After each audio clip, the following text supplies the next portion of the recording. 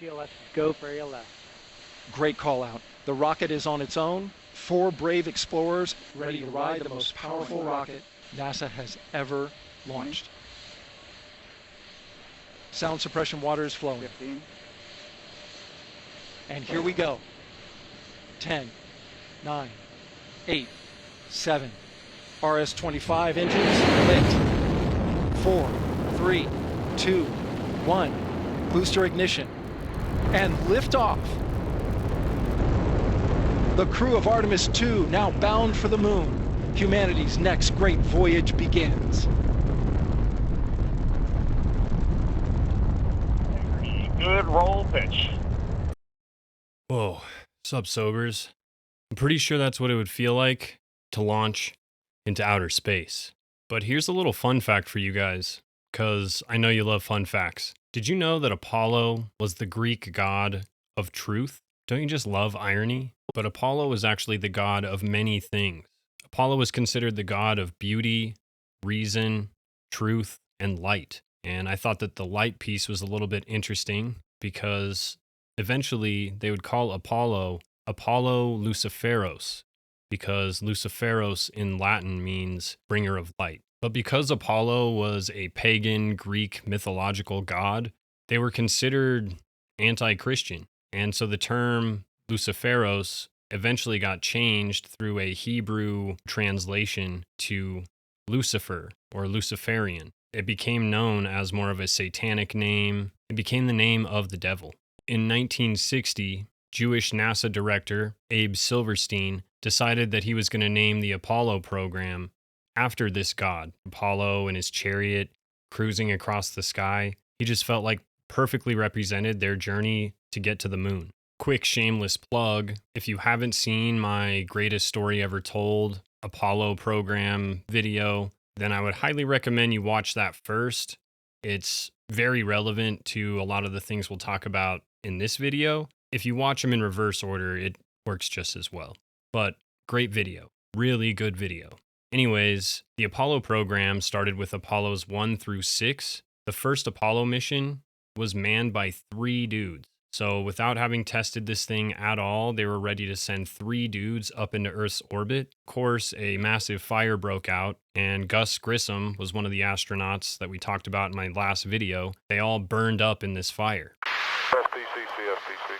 Okay, Gus, you guys ready to pick up now? On and center.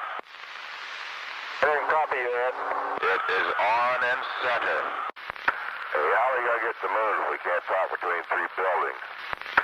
Hey, how are you going to get to the moon if we can't talk between 3 buildings? I can't hear a thing you're saying.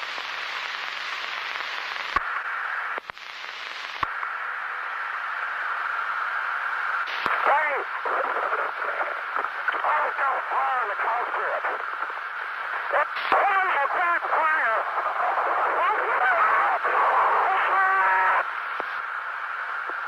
Now, a lot of people speculate that there was something suspicious going on with that, possibly. But after that, Apollos 2 through 6 were all unmanned, just testing different, the command module, the actual rocket, the Saturn V rocket, and just testing things to make sure they worked so they could finally send dudes into space. Apollo 7 actually had a manned mission, finally. We were sending guys out into space, and Apollo 7 didn't leave Earth's orbit. Apollo 8 was another manned mission, and this mission was actually very similar to the one that just happened on April Fool's Day. The Artemis II mission and the Apollo 8 mission are nearly identical. The only difference is the Apollo 8 mission just happened to go orbit the moon at a time when the moon was closer to the Earth.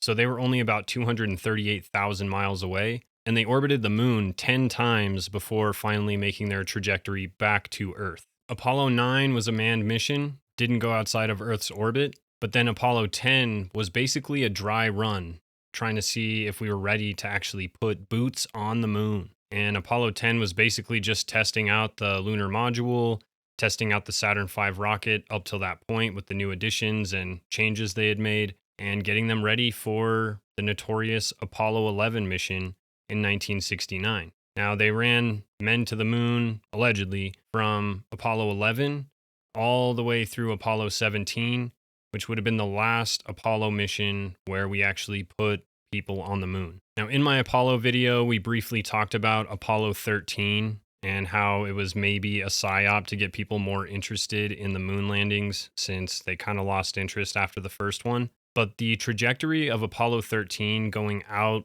and using the orbit of the moon to kind of slingshot them back to Earth, it's very much the same trajectory that Artemis and Artemis II have taken in order to get to the moon, specifically go to the dark side of the moon. The dark side of the moon!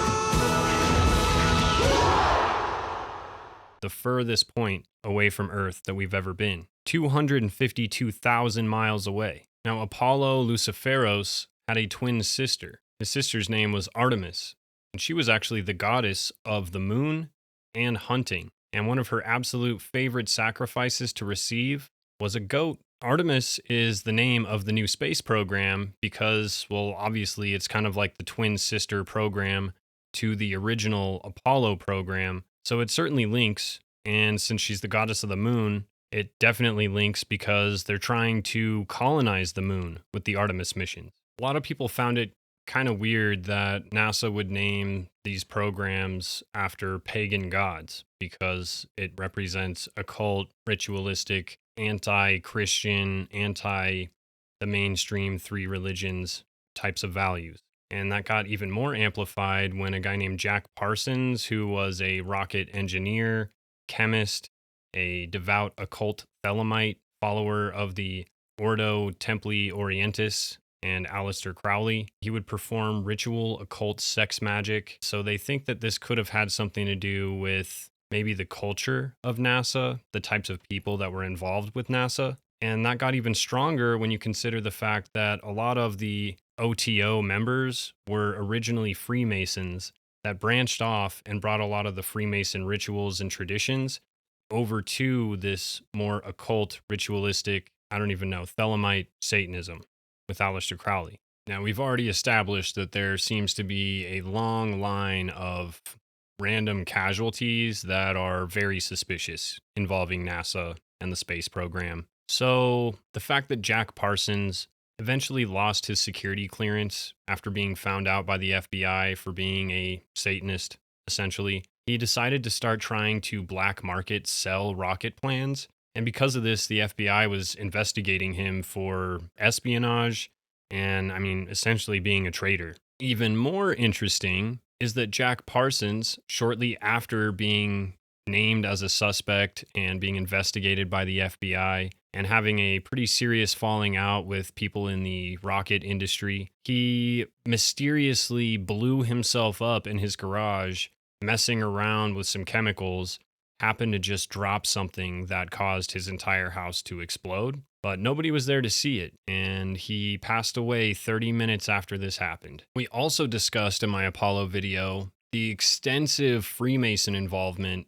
in the NASA program. There is multiple members of the Freemason network that were extremely high 33rd degree Masons, including Buzz Aldrin, who was the second dude to walk on the moon. In fact, Buzz Aldrin brought with him a Scottish Rites of Masonry flag to the moon, and then he brought it back with him, and now it's being hung up in this Masonry museum in Washington, D.C. Hi, I'm Joshua Poole, Museum Curator here at the Scottish Rite House of the Temple in Washington, D.C. Today it is my pleasure to be able to speak to you about the Scottish Rite flag that went to the moon in 1969.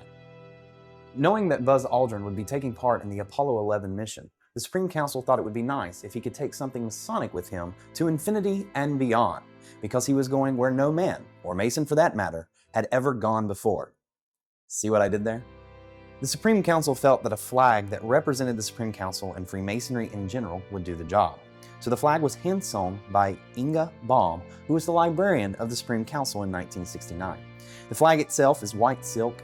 It is edged by a band of gold and embroidered with the words, the Supreme Council, 33rd degree, Southern Jurisdiction, USA, the Southern Jurisdiction motto, Deus me umque jus, the double-headed eagle, the crown of the 33rd degree, the insignia of the Grand Commander, and the insignia of a Master Mason. After the Apollo 11 mission on September 16, 1969, Buzz Aldrin visited the House of the Temple in Washington, D.C. and presented the flag to Grand Commander Luther Smith. Since then, the flag has remained in the custody of the House of the Temple's Archives and Museum Department.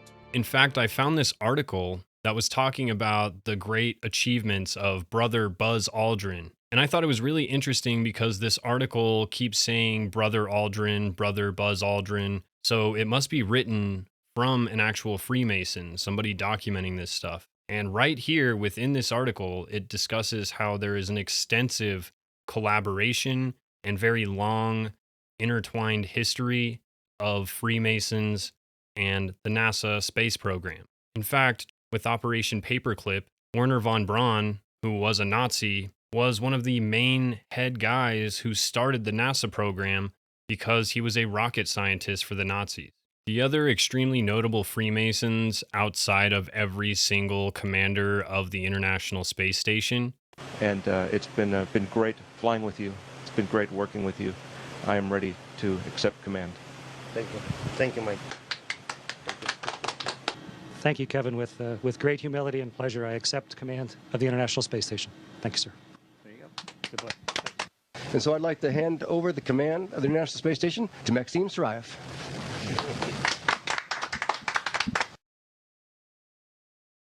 People who were instrumental in the NASA space program. People like Buzz Aldrin. People like Gus Grissom, whom we just discussed burnt up in that fire. People like James Webb, who was probably one of the most important people in the NASA program.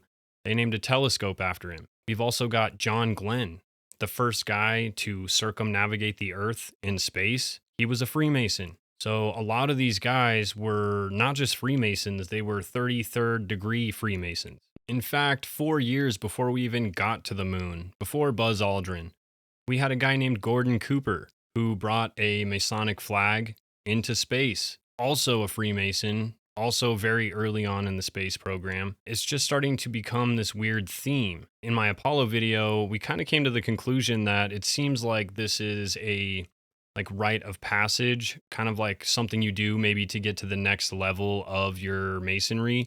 I'm not really sure, but it definitely seems like you've got to put your time in doing whatever it is that they're doing. Now, it gets a little bit weirder when you consider the fact that Gemini 5, the mission that Gordon Cooper was on, traveled and logged 3,300,000 miles, the 33 there. And it's also interesting to note that there's a runway 33 at Kennedy Space Center. A lot of their shuttle missions would land on this runway. So 33 seems to pop up a little bit. And then if we also consider that the axis of the Earth, when it's tilted, is 23.4 degrees. Now, if you guys know or remember anything from school about your angles, 23.4, if you subtract that from 90 degrees, what do you get? 21. 66.6 degrees. You stupid. Which just so happens to be the same size that they say the Earth is bigger than the moon. I don't think that makes sense. They say that the Earth is 66.6 times bigger than the moon. Then if you consider that Apollo 11 was a 3-man space mission, and if you add 11 3 times, you get 33. You stupid. Might mean something, might mean nothing, but that's kind of weird, right? This is the one that really blew me away, you guys. The SLS rocket that is being used for the Artemis space missions is 322 feet tall. I also saw a couple of videos that pointed out that some of these logos that are associated with different NASA programs or different NASA flights are extremely strange when you flip them upside down. They look like Moloch or Baal. They look like a freaking goat's head. And that's kind of weird, like 100% super weird, especially because the mission with Katy Perry is one of those patches. But then we also have some official NASA patches that I found a little weird. Like this flight operations logo. I saw it in the background of the ground control people, and the Sigma really stood out to me, but that actually just means like the sum of all the parts because they're ground control and they make it all happen. And they've got all this 7 different like missions that they've done or like space programs they've gone through at the bottom in these weird symbols. And then they've got the moon and Mars, it looks like, in the background. But what I found really interesting about this logo is that there's a trajectory of the star floating around this blue sphere looking thing, which could be interpreted as an orbit, or it could be interpreted as, since you can't see where it starts and ends, them launching a rocket from one side and then falling back into the water on the other side. But if you pay even closer attention to the giant dome in the background, it's not a giant Earth ball. And yes, I get it. It's just a zoomed in, like 3D image of the Earth from really close up. But I think it's kind of peculiar that they made it a dome with like a firmament and like it's kind of flat and stuff. And I don't necessarily think this means anything. I half expected there to be 33 stars in this patch, but there's only 22, which I still found to be kind of weird. 322. Anyways, check out this Apollo 11 official patch that was worn by the astronauts who landed on the moon. It's got an eagle with an olive branch landing on the moon, kind of signifies peace. You can see the Earth in the background, but you can also see the numbers 666 right here on the tail feathers of this bird, because most birds have numbers on their tail feathers, if you guys didn't know. And check this out. There's something called NROL patches, the National Reconnaissance Office launch. And for each of these launches where they're putting some sort of espionage spy satellites into space, they also get these cool patches. And if you look at this one here, it's actually NROL number 33. This one has some weird wolf-looking figures, but tell me those faces on those wolves don't look like some masks that you might see at like a secret party or something. Then we've got NROL 39. So again, a spy, espionage, possibly CIA patch. And if you guys have seen the whole octopus documentary on Netflix, maybe this will mean a little more to you. But the octopus covering the entire Earth, saying nothing is beyond our reach. And it just gets weirder, you guys. We got NROL 49 patch. Now this has a Latin phrase at the top. It says, Melior Diabolus Quem Sias, or Sias, something like that, which stands for better the devil that you know, as in better the devil that you know over the devil you don't know, meaning you've got this devil, but you at least know this devil. So it's better than the devil you don't know, which could be way worse. Kind of alluding to maybe the mystery, the unknown. I really don't know what this means, but I can tell you right now that is one of the most satanic looking NASA patches and symbols I've ever seen. But here we go, right here, guys. Artemis II. This is the patch that these fools are wearing on their astronaut suits. There's a few things on this that really stood out to me. The first thing that jumped right out at me was the fact that there's seemingly another round body between the Earth and the moon, which doesn't make any sense. It just doesn't make any sense. Makes zero sense. But if you look at the Earth, it yet again looks kind of like a dome. And I should clear this up. I should be very clear that I am not, quote unquote, a flat earther. But I will say that things continuously pop up that is leading me down that path for sure. But if you squint real hard and you look in real close and you look at the cloud formations on this here dome Earth, you will 100% see a goat's head or a bull's head, some sort of head that has horns on it. Probably a goat's head. But like, what the hell is that? And then we've got this series of patches that all very much look like Moloch, Baal, whatever. And it's pretty hard to not see it. Like, you'd really have to try to not see it. But there's one. We've got another one. We've got another one. And we've got some Space Force ones. These ones are pretty crazy. I mean, look at the star. I mean, the star is even perfectly placed right there. There's another Space Force one. Another Space Force one. Like, there's so many weird patches that it's got to mean something. And I mentioned this one earlier, but I wanted to give you a better look at it. This one from the Blue Origin mission where Katy Perry went up into space. Yeah, look, just look at this. You can't tell me that's not a goat's head. Oh, and guess how tall the Blue Origin rocket was? Yeah, kind of weird, 322 feet. And it's also pretty weird that this Atlas III patch also has a goat's head on it very clearly, but it also has a full circular earth on there, which I was like, there's not a lot of those. In fact, most of the patches that you look at, they all have the dome shape, or I guess it would be the shadow and then the lit part of the earth. So it doesn't show the full round ball. But even on this one for Atlas 3, where it does show the full ball, it has these weird curvature lines covering half of it as if it might be a dome. And also, as I was literally just saying ball, I realized that maybe that's why they said that the earth is a ball, like ball, B-A-A-L. I don't know. Just thought of it. I was watching these videos and just checking out what was going on, and I saw this video of these two girls that were talking. They're part of ground control. To Major Tom. And this is when I actually saw some of those logos and like patches in the background, but I couldn't help but notice that this girl is wearing a black and white checkered hair clip. And if you guys know anything about Freemasonry, you'll know that the black and white checkered floors is just a notorious Freemason thing. Might mean something, might mean nothing, I don't know. But this girl's also looking at a screen that has a picture of the moon with the earth behind it, but they haven't even made it that far yet at this point in the video. So like, I was totally confused. So we have proof that there's a big Freemason influence on the NASA space program. And now we have tons of different weird occult references, numerology, ritualistic symbols and stuff in these patches. Even just the way that they use patches and kind of adopt this whole, like, I don't even know, the logos for each mission, I just find to be kind of strange. But after diving into the Apollo program in my previous video, and now seeing all of this stuff, as well as all the things that are unfolding with the Artemis space mission, it's got me wondering, are they really going to the moon? Or is this just the sequel to Stanley Kubrick's greatest film? Let's go.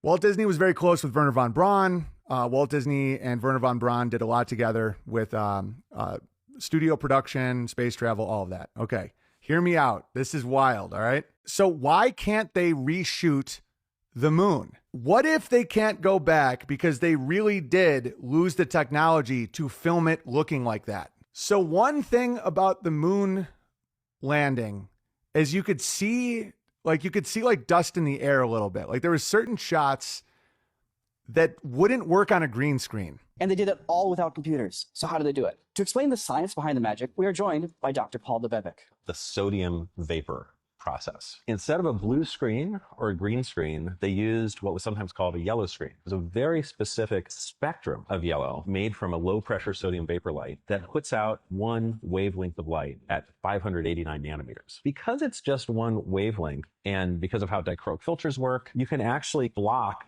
just that one wavelength or let just that one wavelength go through. So the magic of the sodium vapor process is they used a beam splitter prism so that the light that comes through the lens gets split onto two strips of film at the same time. You can block that one wavelength of yellow without messing up all of the other colors. It seems too good to be true.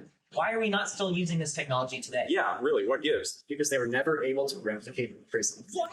I've read that Disney was only able to produce one prism. Is that true? They had to join two pieces of glass and then have layers of material with different indices of refraction. It's a very custom job. Apparently there were 3 of these ever made, and also we don't know where any of these prisms are today. All right, welcome back to Sobering Stories with me, DJ Petrovsky. This is your first time here, please hit that subscribe button. I'm trying to hit 100,000 subscribers by the end of the year, and I could use your help. If you hit that subscribe button, go ahead and hit that notification bell. And go ahead and hit the like button so we can push this video out to everybody. It really does help me out when you guys watch my videos. It helps me when you watch the full video. It helps me when you binge watch multiple videos. It also helps me when you leave my playlists of my videos on for your pets while you go to work during the day. Well, I just really appreciate all of the love and support, and anything you guys can do to help me out, I am super grateful for it. As a limited time special promotion through the Sobering Stories YouTube channel, if you go to the link in the description of this video, you can get yourself your very own picture of the moon. It's a different picture than the picture of the moon from the last video, but it's another picture of the moon. So go ahead and click that link and claim that amazing offer today. Last week, we talked about my buddy Derek's story of getting sober. If you guys have a sobering story you want to share of how you got sober and turn your life around, feel free to shoot me an email. I would love to feature your story on the channel. This week, I've got another story to share, but I just wasn't prepped enough to be able to do that, so we'll just hold off and maybe do it next week. Anyways, let's just go ahead and dive into things because I have just been consumed with the Artemis space mission. It's been so crazy to watch. The Artemis program was actually started in 2017 when President Donald Trump signed the Space Policy Directive, basically saying that we were going to put men and or women or whatever on the moon. Now, especially after talking about Janet Osabard from Fall of the Cabal last week, my mind immediately went to, if Trump were in fact playing 5D chess in this instance, is this his way of forcing them to go back to the moon, kind of exposing themselves? Because watching the Artemis mission unfold, it literally feels like deja vu of the Apollo mission. Exactly. The main difference with the Artemis mission versus the Apollo missions is that Artemis is focused on actually colonizing the moon, not necessarily so people can live there, more so for us to have a NASA space base on the moon, which will allow us to have a space hub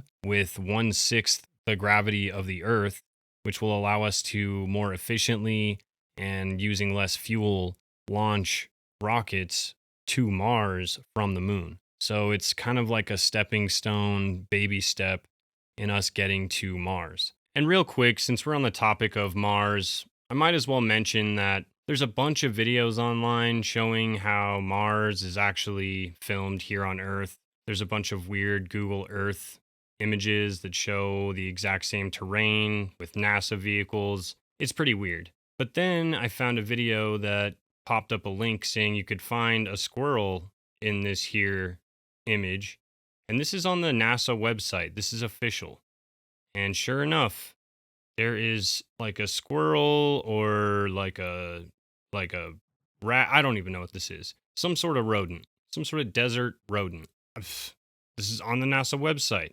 I was talking to my neighbor about it, and he was telling me that the plan is to build giant Truman Show style domes on Mars where we have controlled atmosphere and people can survive and colonize Mars. Have fun with that, you guys, because I am not going to be going to Mars anytime soon. Also makes me wonder a little more about the Sphere in Las Vegas. I mean, is this like a trial run structure of some sort with virtual reality that covers the walls? Truman Show, I swear. Unlike the Apollo mission, they didn't have a really cool name for their rocket like the Saturn V. They call it the SLS rocket, the Space Launch System. It's a 322-foot tall rocket. It's as big as a football field. And since they really don't have the same Saturn V technology or people who worked on it anymore, it's basically like building a rocket from scratch. So it's taken them a while to get it ready to go. There was even some delays on getting this mission fired up. And Artemis I was an unmanned mission where they actually sent this space shuttle around the moon, just like they did with this manned mission. All they got was some photographs, did some scientific readings, and basically just wanted to make sure that the Artemis and SLS rocket worked. And here we go. 10.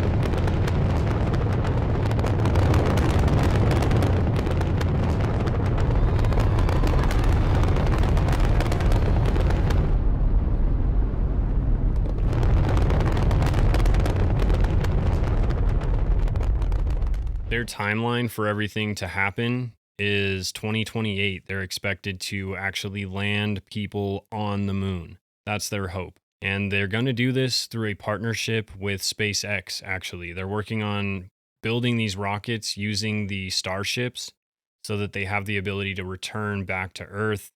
And it's also going to help in the fueling process. For whatever reason, SpaceX isn't going to be ready to send these rockets in 2026.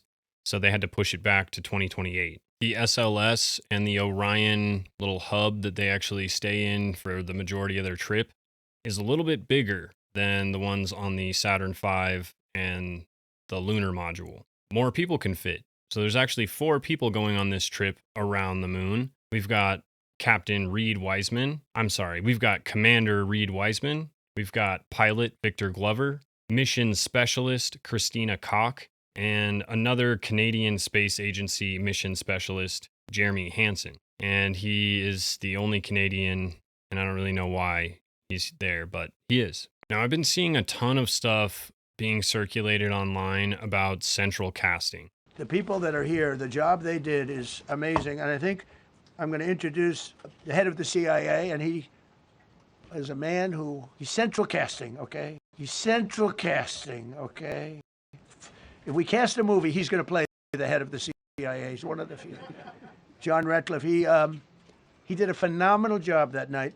He did something that I don't know if you want to talk about it. If you want, you can. I'm not sure you're supposed to. I'm not going to talk about it. But the CIA was very responsible for finding this little speck. It's like they used an expression on one of the shows. A general was talking about, it's like finding a needle in a haystack, finding this pilot. And the CIA was unbelievable. And you may, if you can, you'll talk, it might be classified, in which case I'd have to put him in jail if he talks about it. And I don't want to put him in jail. He doesn't deserve that. So, John, do you want to say a few words? Thank you. Central casting seems to be heavily involved in these weird government psyops, and they provide background actors or supporting actors, crisis actors for all of these different situations.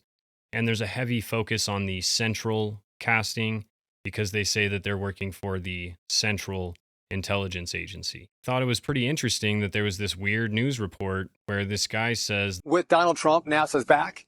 Tomorrow, this mission's going off. The 127th mission to the space station. Mike and Sonia, the 2 of the 4 American astronauts that are on that flight, they're right out of central casting. Mike and Sonia, the 2 of the 4 American astronauts that are on that flight, they're right out of central casting. But what happened, Sean? You talked about the moon, and I want to get to that. And as we go through the story, you'll kind of understand why these guys might have come from central casting, because you're going to see a lot of bad acting. Part of the hype leading up to the Artemis II mission was this press conference that the astronauts gave discussing the Artemis program, what their goals are, what their timeline is. Victor, Christina, Jeremy, we're going to the moon.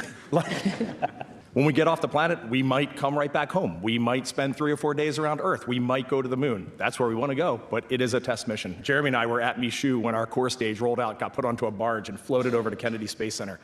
Our commercial partner leadership and our NASA agency leadership. It is a fine organization, and we are proud to be a part of it. And then we're going to get a couple of us out of our seats and start to check out really critical systems, the water system and the toilet. The reason that this mission is different isn't just that it's a test mission, it's actually just the mission design itself. Because our TLI burn, the burn that gets us going to the moon, is also our deorbit burn.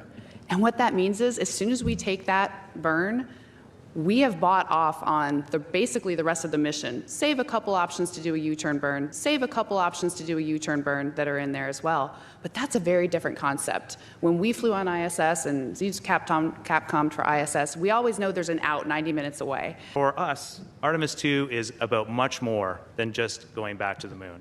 It is about the pursuit of excellence. And just let me speak first to our American partners. You should be extraordinarily proud of your space leadership that you have held for over half a century. You are constantly in that pursuit of excellence. You have this incredible industry and academia who is supporting and leading us back to the moon with an eye of going to Mars. We're going 250,000 miles from planet Earth, and it just so coincidentally happens to be the 250th anniversary of the United States of America. So we'll see if we can play those two numbers together. And Commander Reed Weissman ends up telling people that this is going to be the first time we have man on the moon. I want to bridge. This is going to be an odd answer. It might land wrong, but I'm going to try anyway. This is the first time we're going to send humans to the moon, and we're going to have humans in low Earth orbit. That is awesome. Also leading up to the launch of Artemis II, there is a weird string of strange passings, all people that are associated with the NASA Artemis program. Let's break down what we know so far. We're going to start with Carl Grillmar. Carl Grillmar, pictured here, was an astrophysicist at Caltech. He worked on a NASA-supported space telescope project and infrared systems. Now, he was shot and killed at his home just 2 months ago. Then there's Frank Maywald. He was the senior scientist at NASA's Jet Propulsion Lab, focused on advanced satellite systems, and he died nearly 2 years ago, but his cause of death has never been made public.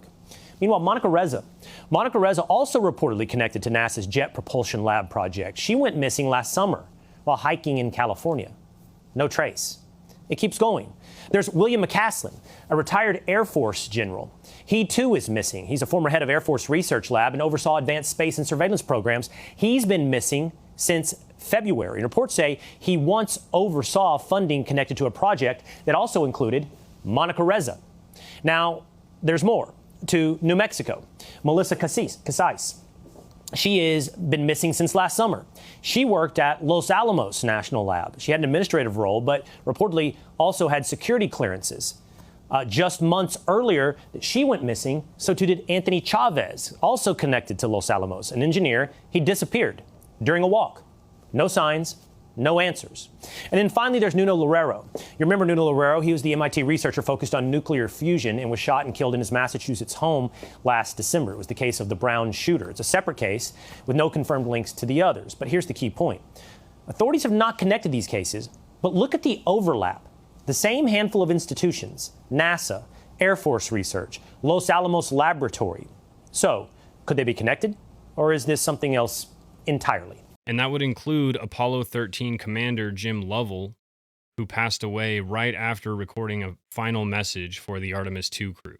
Originally scheduled to launch in September of 2025, the mission had to keep getting pushed back because they weren't ready, and they ultimately chose April 1st of 2026 as their launch day. Now, they very easily could have chosen March 31st or April 2nd, because both days the weather was perfect. They could have launched either day, but they chose to launch on April Fool's Day, which for a lot of people, why'd they do that? As these 4 astronauts get suited up to launch into space, the first thing I noticed was not only are they repping Denver Broncos colors, but also they have a very Masonic vibe about them, don't they? Look at this. Mostly just that blue V sash, which I'm sure is supposed to be like the Artemis A, whatever. Definitely looks like some Masonic stuff. Probably the closest thing that we have to actually seeing the astronauts inside of the cockpit of this space shuttle is watching them perform this really goofy acting job of closing up the door. Which, I mean, yeah, they've got to seal it real tight because that thing's not opening until they get out of that space shuttle in like, I don't know, what, a week and a half? So they got to make sure it's on there tight. I don't know. It just seems really dramatized. You know what I mean? But they lock these guys into the space shuttle and they get ready for launch. But unfortunately, there is no internal camera. We don't get to see what these guys are doing inside the ship. We don't get to watch them launch into space. We don't get to see anything. We get a ton of views of the actual rocket ship from the outside and tons of different camera angles, all of which definitely look really cool. I'd be really interested to see inside the cockpit what's going on with these astronauts. Also, I'd love to know that they're actually in there, because all the footage that I've ever seen from inside of the cockpit of a rocket, these guys look like they're barely even moving at all, let alone flying in a rocket thousands of miles per hour into deep space at 4 to 4.5 Gs. I mean, look at these guys. They're looking so chill. The guy in the back is even leaning forward. And you wouldn't be able to lean forward like that under 4 Gs of freaking pressure. I also heard something that I found to be really interesting. There's this theory that NASA, if you jumble up the letters, it spells Satan, but it's missing the T, right? It's minus the T, as in T minus 10 seconds to launch. We hit the countdown, T minus 10, all the way down to liftoff, and you see just billows of smoke, huge flames, this massive, massive space shuttle starting to cruise up into the atmosphere. But as you see that happening, a lot of people noticed that there was these weird baskets that seemed to be leaving the tower. Now, come to find out, these are called EES baskets, Emergency Egress System, because if something bad happens and they need to get out of the rocket and get out of the whole situation, then they need an escape. They don't want to be walking down the stairs or use this elevator. So they've got these 4 baskets that they can hop into, and they will eject and shoot down these zip lines and get them to safety.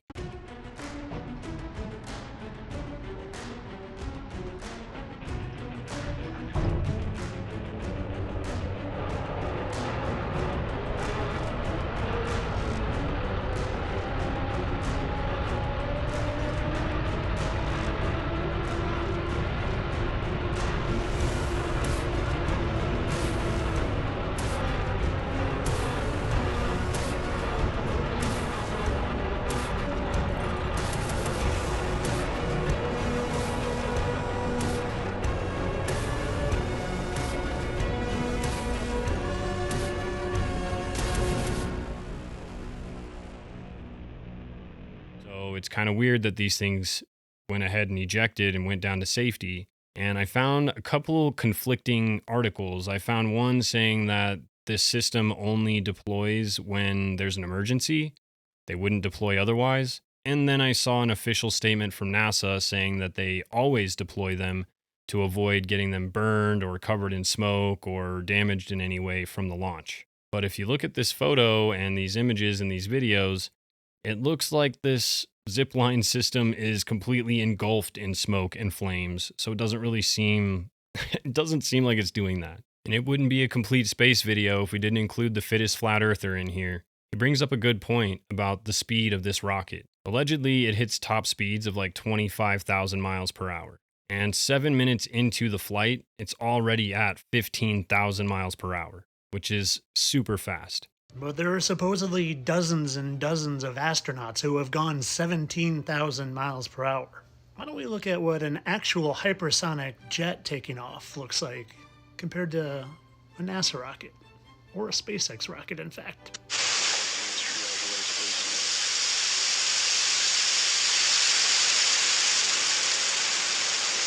Notice the clouds? There you go, Supper. Keep watching. SC2, please prepare for section 35, OC, SC1, LPM.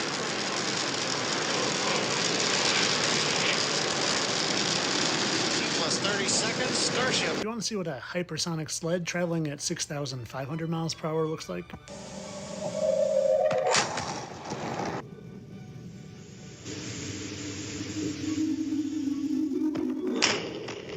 And while some of you might say, perspective, you're so close you gotta get a further vantage point.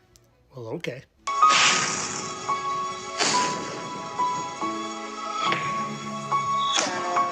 Still not far enough away? Okay. 4, 3, 2, 1, 0, fire.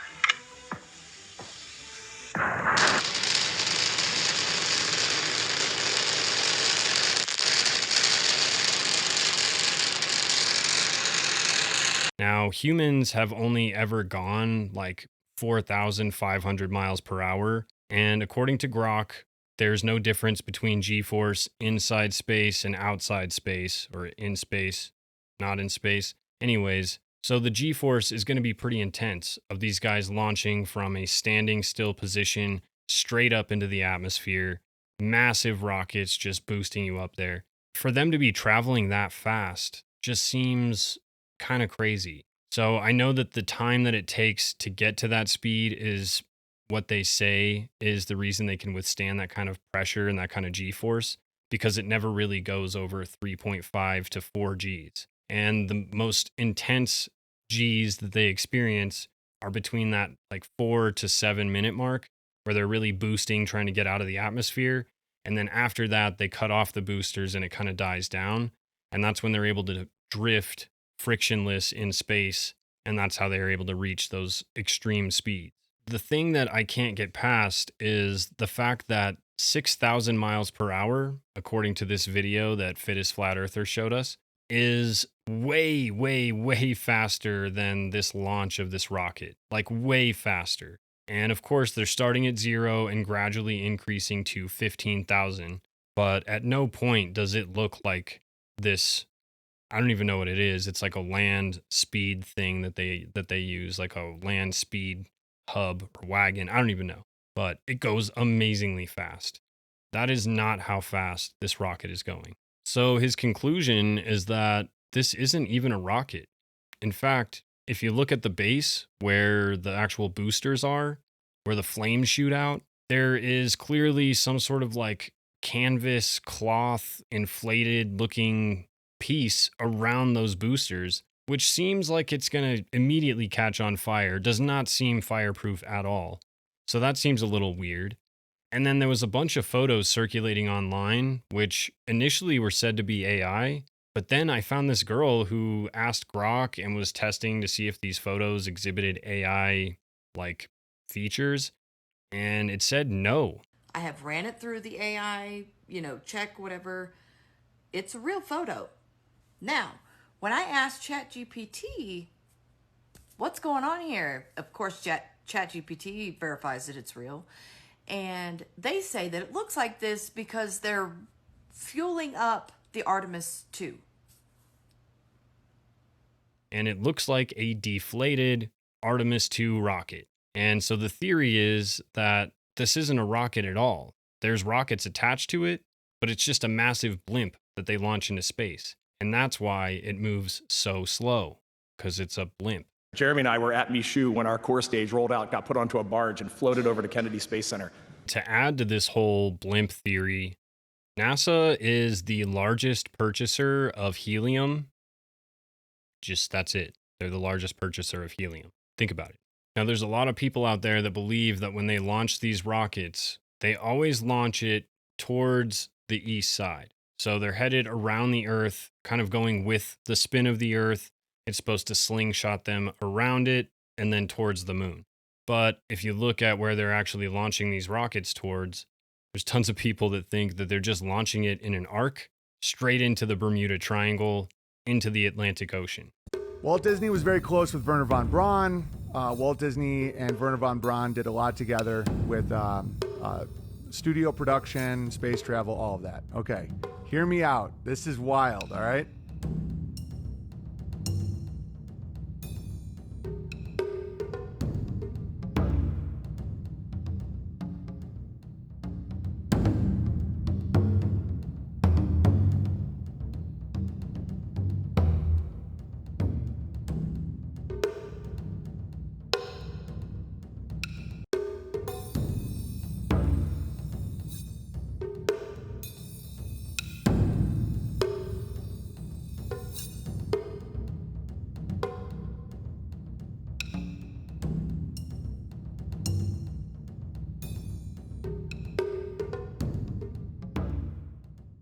Now, I wasn't really convinced because I saw some videos of the trajectory, but then I saw another video of a different video showing the trajectory of this rocket, and you can see it from a beach in Florida.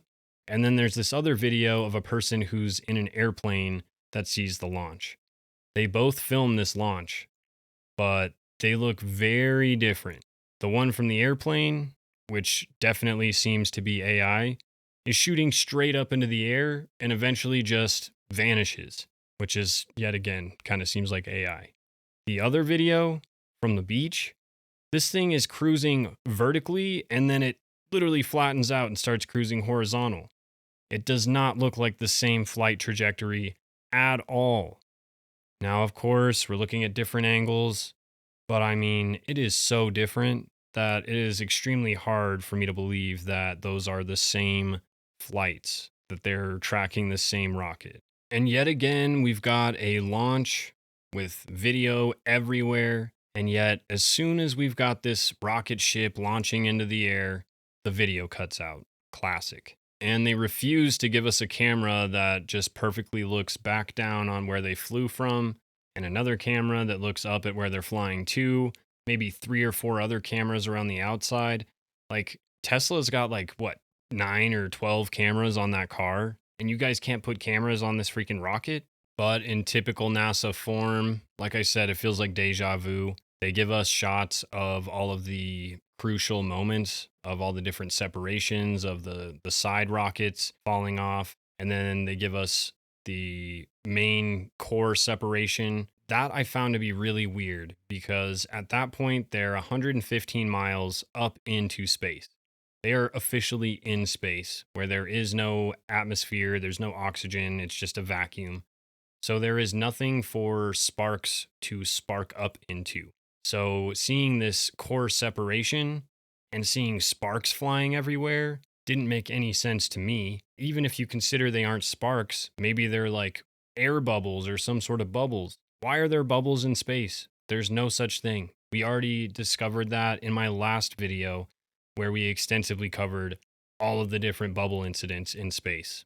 And we figured maybe it's because they're actually doing all of these videos underwater. I also found this video from one of the old Apollo missions, and even they at least got this part right. There's no explosion, there's no sparks, there's no bubbles, but then there is this really weird glitch where the separated piece suddenly lights up and is super visible floating away. So I don't know. But as they're floating through space on their way to orbit the moon, they're under a constant 24-hour live stream. Shows them constantly working on stuff that you're like, what are you guys even working on up here? Very similar to the International Space Station for sure. They also bring along with them this little guy named ZGI. It's their little mascot, I guess. And it's the Zero Gravity Indicator is what ZGI stands for. But I thought it was really peculiar that they named it that because it sounds a whole lot like CGI. And we'll see here in a second that there's quite a bit of CGI going on this whole voyage around the moon. First of all, they spend way too much time interacting with this little ZGI guy, and they seem hyper focused on it when they're doing their little live stream incidents. They're way too focused on it. And then in this video, she's messing around with it, and you can see her hands make a shadow right where the ball is. But then when she moves her hands away, ZGI has no shadow. What's going on here? And then there's this video that is showing them in the shot, but then randomly the angle of the camera like either falls or moves to show the window, which perfectly has the Earth just hanging out right there in the window. Gives us a perfect shot. But a lot of people are wondering, is there a 5th dude on this flight? Because that camera didn't just move on its own.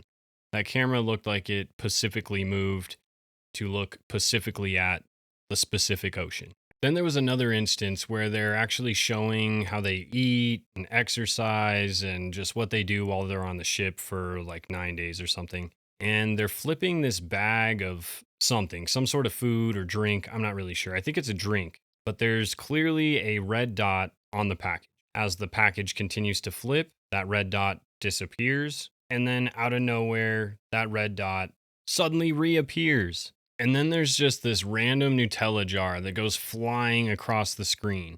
And it's completely unprovoked. You have to actually like move something for it to go flying like that through space. So it makes no sense what happened to this Nutella jar.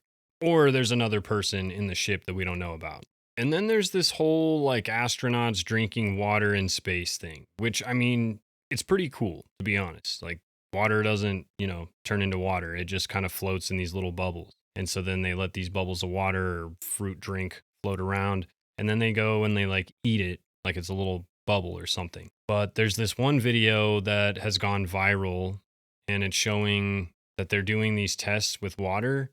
But then there's a glass of water sitting on the table looking like a regular old glass of water. And this is probably the most viral glitch going around right now. It's showing ZGI floating around, and in the middle of that, there seems to be like a green screen glitch and you can see some letters coming through the actual stuffed animal thing. But I also saw comments saying that the source video, like the primary source video, doesn't have that in the video. So I went to the source video and sure enough, it's not in the source video. So I don't know if that was added after the fact. I mean, it's clearly some guy filming his TV. So it could have been added after the fact or AI, who knows. But the original video doesn't have that same glitch. So I'm not really sure what to think about it, really. And then there's this shot where they're doing a little live stream interview, whatever. And you can clearly see some sort of camera that's got like a little lens or something on the bottom that's moving around while this is all happening. Is that like a normal camera that they're using for the live stream, or is that a film crew? Because we've got all these pictures showing these astronauts on green screens and wires. We've got all of these pictures of them in this weird little studio looking space. And it is kind of weird that they have this tiny little space and they always do their interviews in that space. It's just really weird. And it's also really small, like the space is tiny. People also mention that Captain Reed's hoodie strings don't float up, but Christina Koch's hair is floating up and other people's hoodie strings are floating up. Commander Reed's are not. And when it comes to green screen, it's actually a whole lot easier than you think to fake this stuff. Check this video out. So just everything just floats around. Something here, that's my stuff. And just brought some coral up from Vieques, from Puerto Rico.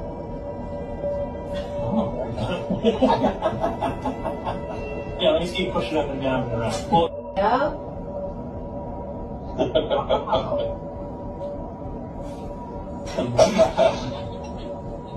That's so cool. You are so much better of an astronaut, Paige, than those other fakes. Thank you. And if you're hungry in space, you're gonna have your floating Fritos to munch on. So I don't want to give GMOs any publicity, but it's all we had hanging around. Yum, yum, yum. I mean, seriously, look at this towel floating through. It does not look like it's actually in the shot at all. It looks so fake.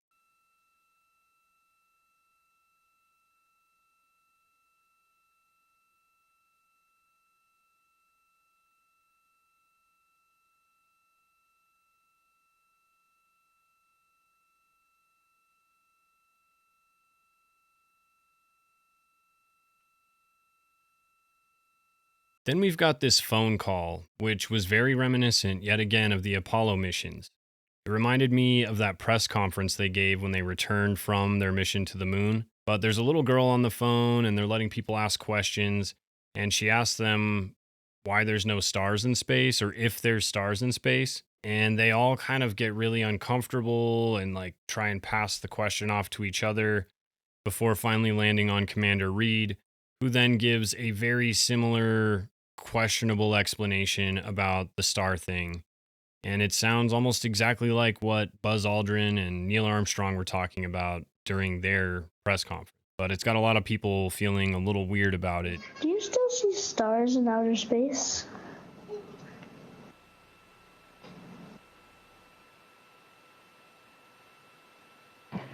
Yeah, I was actually just talking to my crewmates about that today. I've definitely seen stars in outer space, and I was saying I haven't seen as many as I thought I would. So, Reed?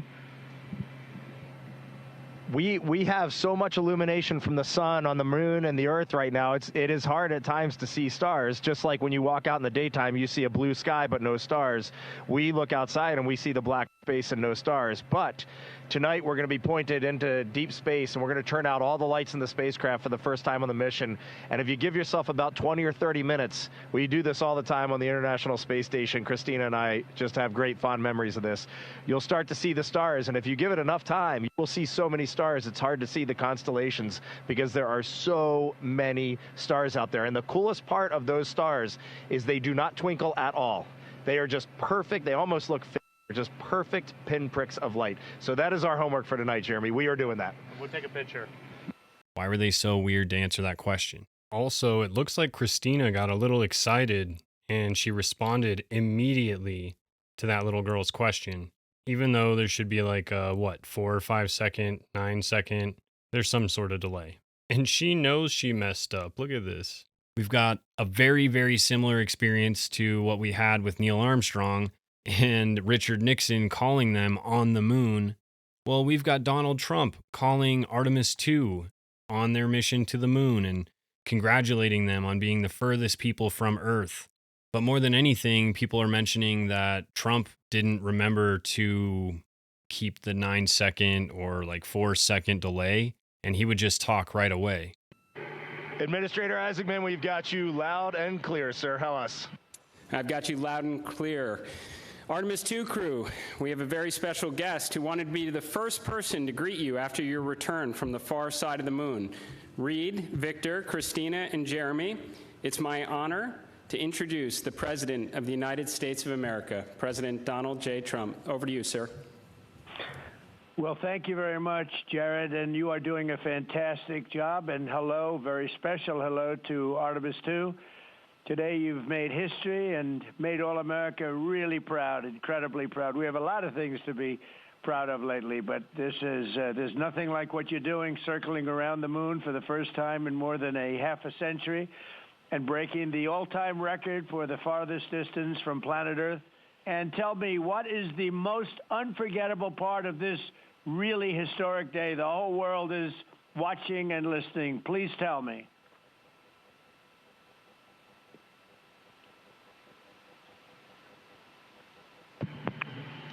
President, this call is certainly special to all of us, and we really have a lot of faith in our administrator, Jared Isaacman, who is with you. We appreciate his leadership in NASA and in the international community. We are doing great things, and we are proud to be a part of. We were busy up here working really hard, and I must say, it was actually quite nice. Did you see a difference, a big difference, between the far side of the moon and the near side of the moon? Was there a difference in feel or difference in look? What did you see?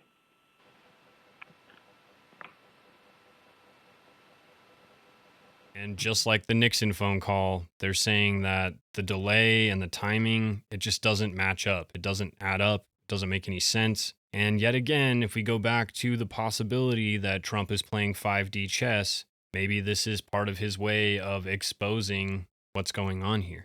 Something that I found looking through all of this different footage was this random moment where you can definitely see some sort of fly go across the screen. Now, I've already shown another instance of this in my previous video on the International Space Station where they catch a fly flying around. According to Grok, a fly would not in fact survive in this spaceship when it's out in space.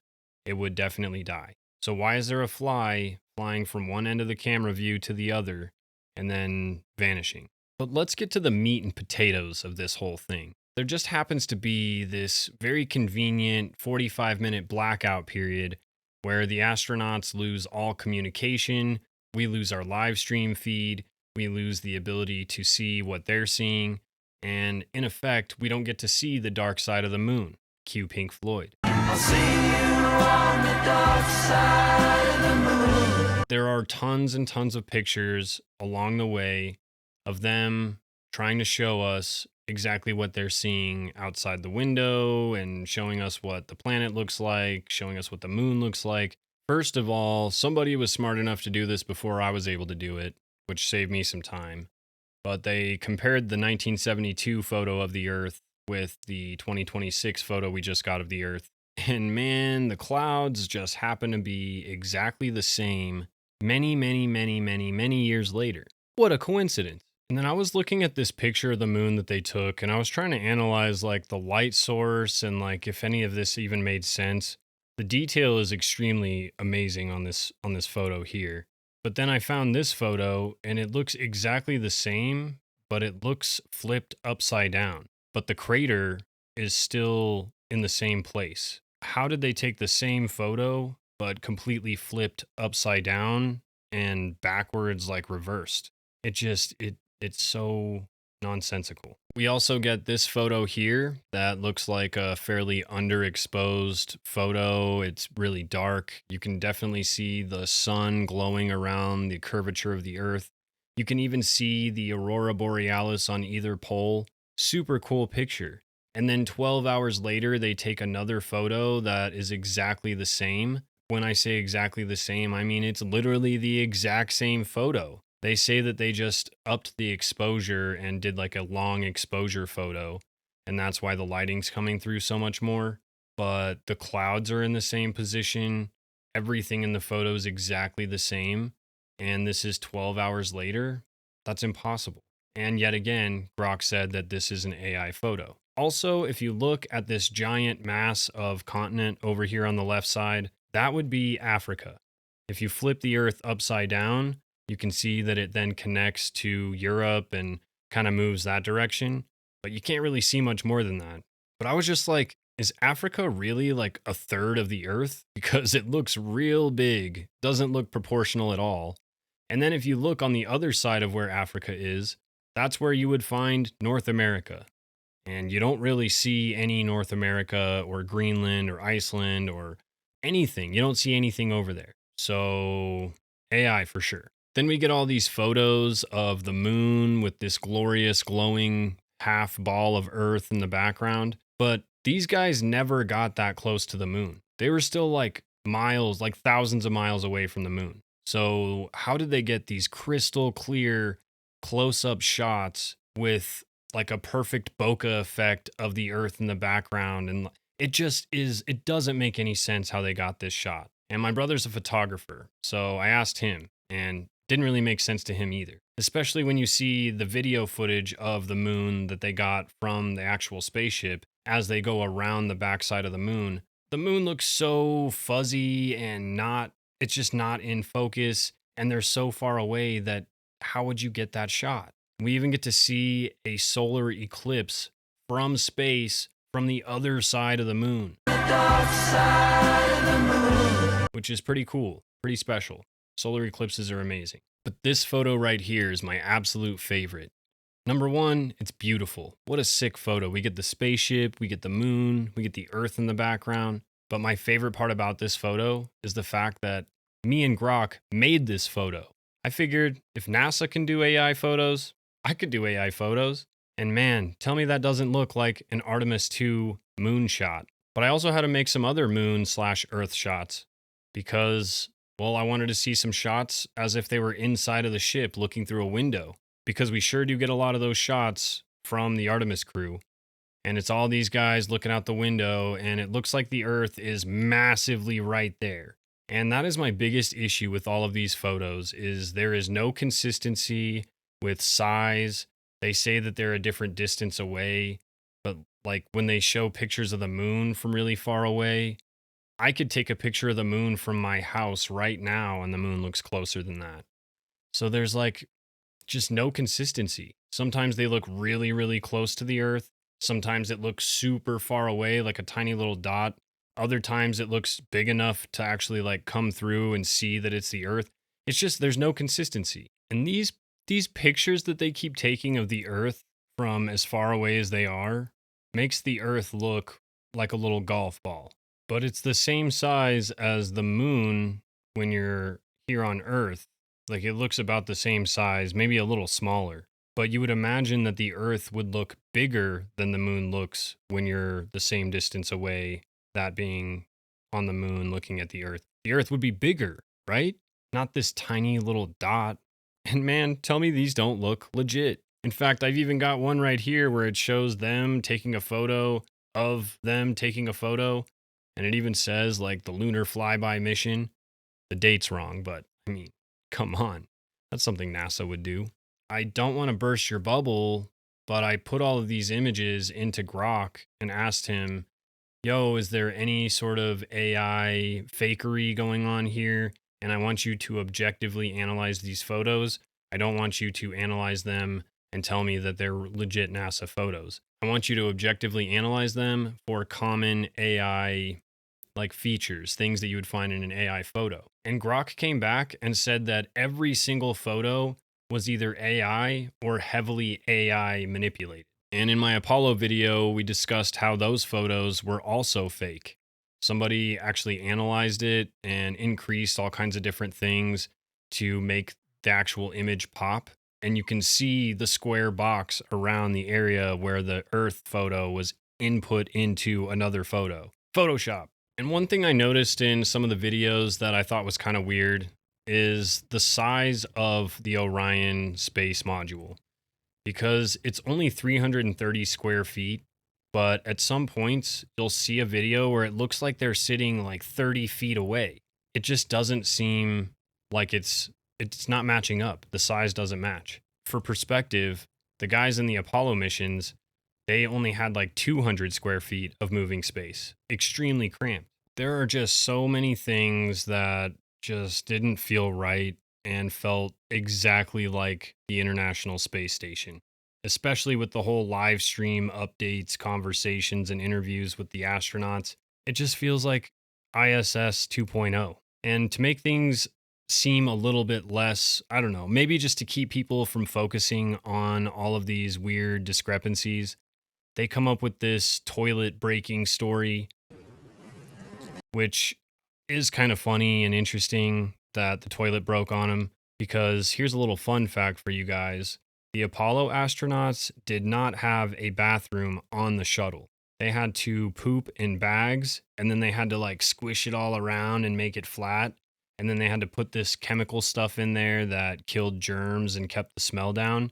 And then those bags of poop were just floating around the ship with them until they made it back to Earth. All I could really think when I heard that was, Merry Christmas! Dinner was full! As of me recording this, they have not yet come back to Earth. So I'm really excited to see what we actually get to see in terms of the re-entry. Because re-entry notoriously has zero footage, has zero proof that it happened, and the footage that we do get is very minimal. And I mentioned this in my Apollo video, and I'm going to be paying real close attention to see if it happens during this re-entry. Coming in through the atmosphere at thousands of miles per hour, that metal surface of the Orion hub is going to be really hot, like really hot. There should be massive plumes of steam that come up because of how hot that piece of metal is. In the past, we don't see that. So I'm curious if it's going to happen this time. There also seems to be some sort of force trying to push this story out, because there's this weird MK Ultra psyop bots posting on X, all of them posting the exact same post, like the verbiage, everything is all the same.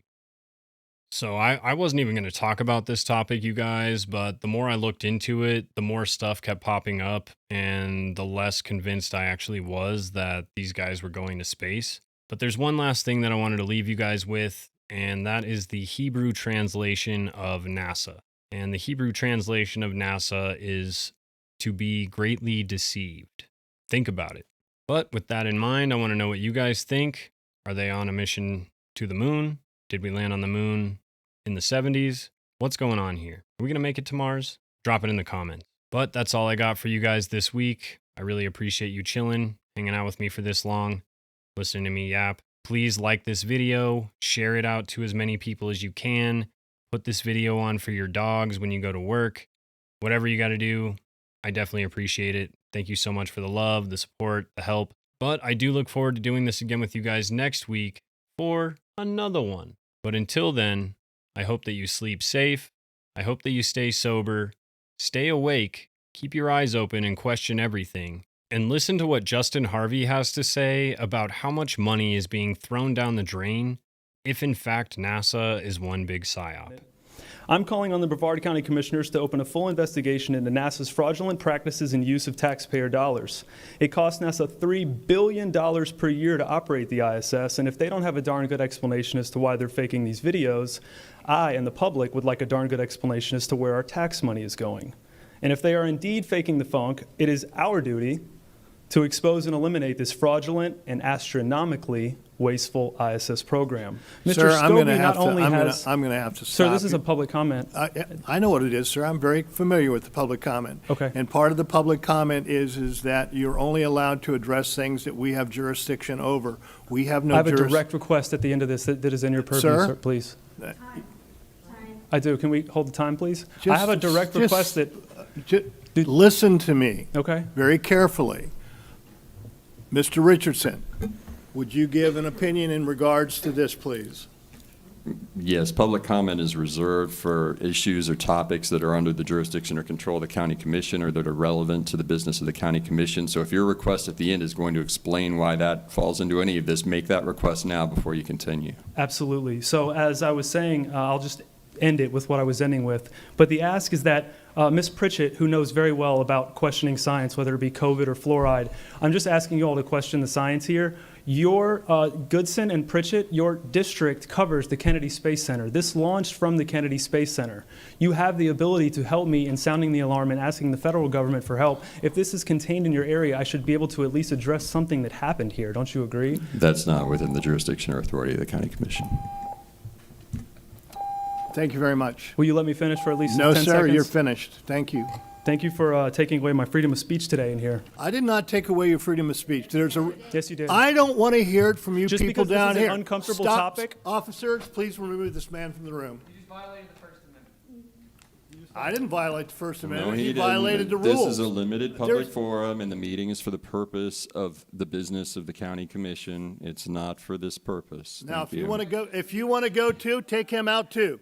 Officer, take him out also. Everyone just calm down. They can leave willingly. Boy, you NASA. Later, Sobers. Let's go.